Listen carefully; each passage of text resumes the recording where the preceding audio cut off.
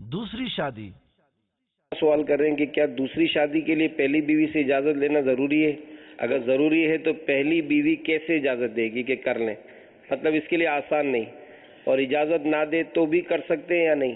مشورہ ہم یہی دیتے ہیں کہ پہلی بیوی کو بھی اعتماد ملے، بیوی کے امی ابو کو، سسرال کو، اور جس کے ساتھ یہ کرنا چاہتا ہے اس کے بھی سسرال وغیرہ کو اعتماد ملے، اور خاندان کے بڑے بوڑھوں کو اعتماد ملے، اور پھر دوسری شوق سے کرے. اور ایسا مطلب مشورہ ہے کہ بس اس میں جو کرے گا نا اس طرح تو فساد نہیں ہوگا، ورنہ تو فساد ہوتا ہے. ہو ہی رہے ہیں فساد، پھر کر لیتے ہیں جوش میں آ کے.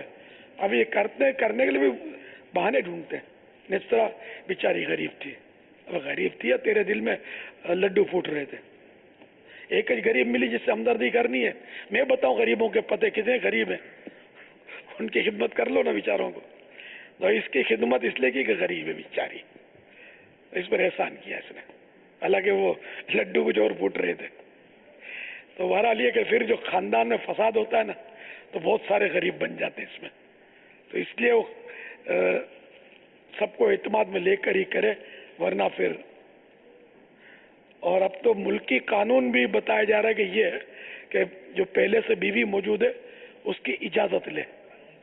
قانون، ہاں، تو ظاہر ہے کہ اس قانون پر بھی عمل کرے، ورنہ ظاہر ہے کہ وہ اگر قانون نافذ کرنے والے ادارے کو پتہ چلا تو وہ پھر الگ، اور وہ تو پھر تحریری ثبوت ہوگا اس کا تو کہ اجازت لی ہے.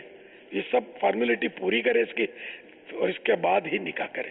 دوسرا، واللہ تعالی اعلم ورسولہ اعلم عز وجل وصلی اللہ تعالی علیہ وآلہ وسلم. صلو علی الحبیب صلی اللہ تعالی علی محمد.